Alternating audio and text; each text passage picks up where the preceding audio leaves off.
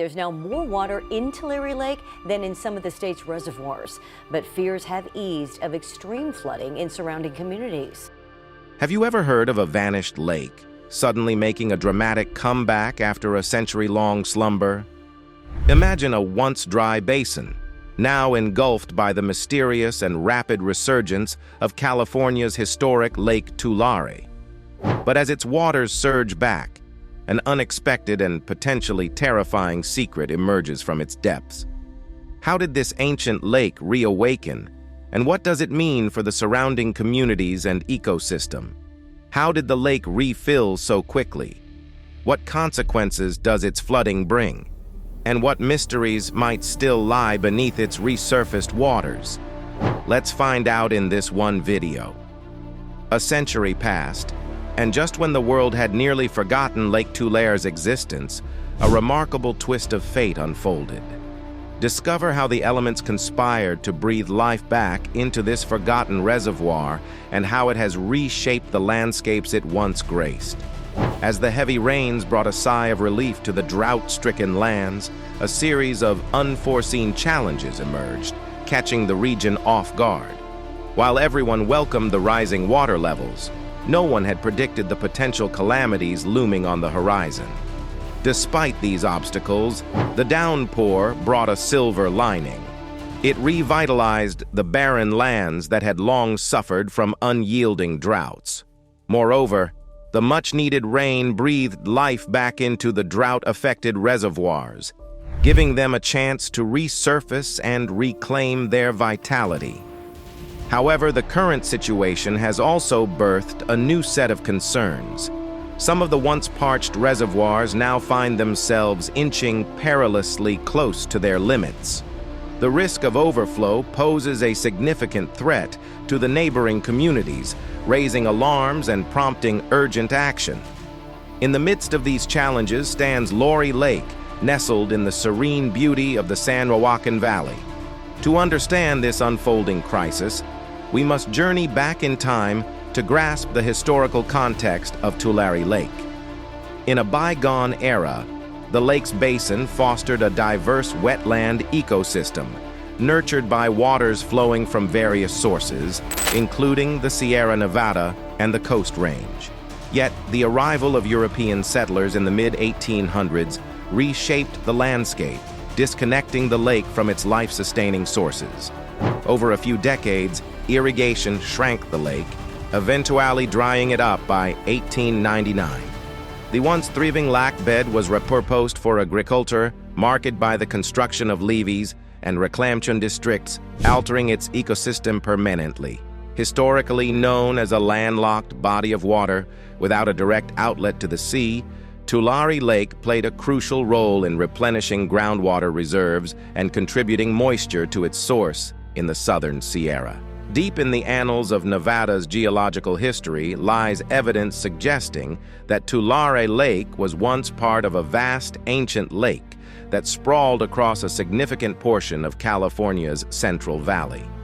Over time, the ever-shifting landscape sculpted by seismic forces and erosions caused the lake to ebb and flow, earning it the local nickname of the Ghost Lake. Then, as California faced a series of intense atmospheric river storms, the long-dormant Tulare Lake experienced a remarkable resurgence. What was once a sprawling 800-square-mile expanse now stands at around 111,000 acres, with a depth of 5 to 7 feet. Despite its diminished size, the revived lake now teems with life, drawing fish and a multitude of birds to its revitalized shores. While many celebrated this revival, its impact wasn't entirely joyful. The city of Corcoran, with a population of 22,000 and located in close proximity to the lake, felt the brunt of the reemergence, grappling with a series of floods that necessitated the closure of various routes and raised concerns about the resilience of neighboring towns. The floods also forced local dairies to relocate their cattle to safer grounds, mirroring scenes from South Texas where hundreds of cows were rescued from rising floods. Satellite images captured this dramatic transformation, showcasing the sudden inundation of vast swaths of land previously dedicated to crop cultivation, including staples found on grocery store shelves nationwide. The reformed lake now stretches about 10 miles at its widest point, causing profound repercussions in one of the world's most productive crop regions, including almonds, tomatoes, and pistachios. The relentless onslaught of over a dozen atmospheric river storms throughout the winter took a toll, resulting in the damage of over 200 structures in Tulare County. Situated halfway between Los Angeles and San Francisco, approximately 78 miles inland, the region bore witness to the loss of thousands of animals, destroyed crops, lost jobs, damaged homes, and the need for widespread evacuations. The recent flooding has shed light on the long-term consequences of ground-water pumping, which, over the past decade, has caused certain areas of the land to sink by a significant 15 feet. This alteration in the historical lake's topography has rendered it more vulnerable to flooding. With the approach of summer and the rise in temperature, there is a looming threat of further flooding and an expansion of the lake's size. Adding to the concern is the substantial snowpack in the Sierra Nevada mountains, which is expected to melt and flow into the already swollen rivers, potentially exacerbating the situation. In response to these challenges, authorities are working tirelessly to mitigate the potential havoc brought on by the reemergence of Tulare Lake. California's state water engineers have employed various strategies to manage the lake's rapid expansion, yet its continued growth persists, solidifying its significant presence in the state's agricultural region. Local individuals have also stepped up to assist in these mitigation efforts. Notably, airboat pilot Mr. Coughlin, typically stationed 230 miles away in the San Francisco Bay, has been actively involved in removing sunken electrical transformers from the lake. As the lake experiences an incredible resurgence, the Kings County Sheriff's Office has stepped up by obtaining an airboat to navigate the expanded waters. Sergeant Nate Ferrier, taken aback by the lake's vastness, admitted to seldom venturing beyond the shore like many others. Despite warnings to stay away, some thrill seekers have braved the toxic waters for daring selfies, while others have attempted perilous drives across the lake, resulting in dramatic rescue missions. The influx of snowmelt from the Kern, Tulare, and Kings rivers continues to feed the lake, contributing to its remarkable growth. To counter the ongoing flooding, temporary measures have been implemented, diverting excess water over farmland to replenish crucial groundwater reserves. Reservoirs are key in capturing and storing water for irrigation and replenishing depleted groundwater levels. While evaporation naturally occurs, the diversion of water from the Kern River to the California Aqueduct remains essential for sustaining water supplies in Los Angeles and surrounding areas. However, the question lingers. Is this diversion a stopgap solution or a sustainable remedy for a more complex issue? Although these efforts provide temporary relief, they fall short of providing a lasting solution. Nonetheless, they aid in addressing concerns stemming from groundwater depletion and excessive pumping, which have resulted in soil compaction in the valley. In anticipation of potential summer flooding, communities are seizing the opportunity during the lull between destructive winter storms and impending spring melting to evaluate and fortify their defenses.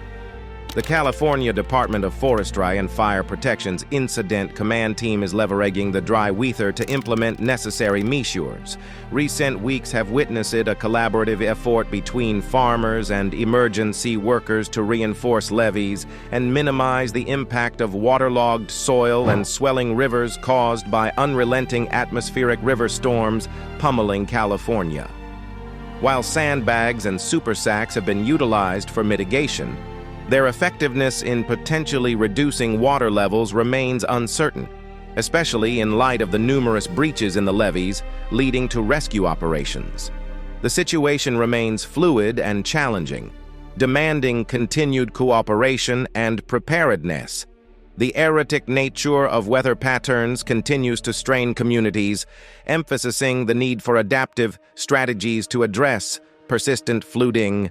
Californians are resolute in their resolve to navigate these challenges and safeguard their livelihoods and cherished environment. However, the repercussions of the flooding extend beyond livestock and farmlands, disrupting construction sites, including a high-speed rail project, and affecting numerous communities.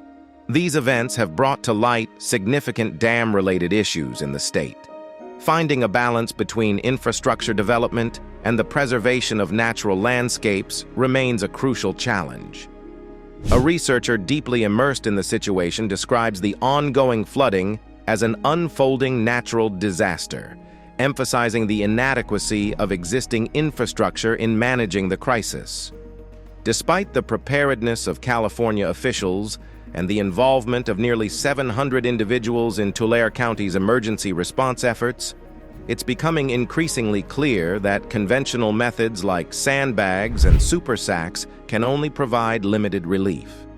The director of the California Department of Water Resources acknowledges that the current water volume in the Sierra exceeds the capacity of existing facilities, making the task of mitigating the damages especially challenging. When the water reaches the historic lakebed, options for its removal become limited, leading to a heavy reliance on evaporation, canal diversion, and pumping. However, the costly nature of these mitigation efforts poses a significant burden, particularly for low-income communities already struggling to make ends meet. For residents, including farm workers and rural communities across the Tulare Basin, the flooding presents a grave threat to their livelihoods and well-being. This situation is exacerbated by the struggles of low-income families, many of whom face difficulties in securing basic necessities and making ends meet.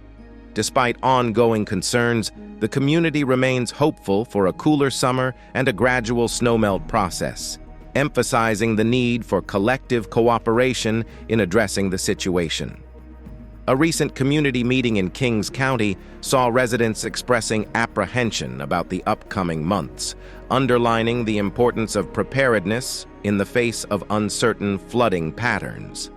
The next phase of the crisis in California's Tulare Basin is anticipated to be a prolonged ordeal lasting for several months, with the flooding following years of severe drought illustrating the state's unpredictable weather patterns.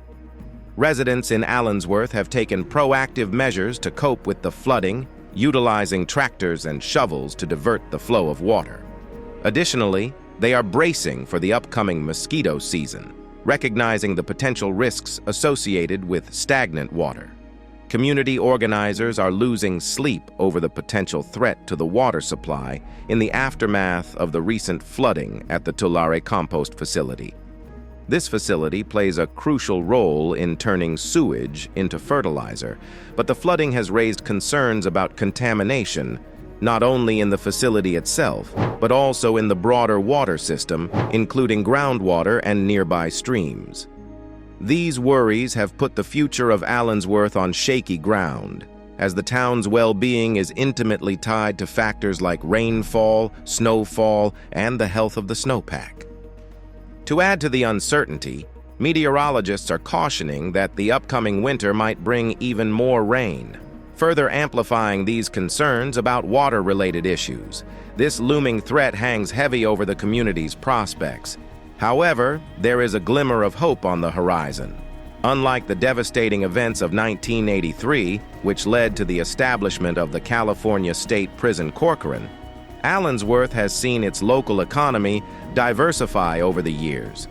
This diversification has been crucial in ensuring that the area's large farms have been able to weather the storm without resorting to significant layoffs.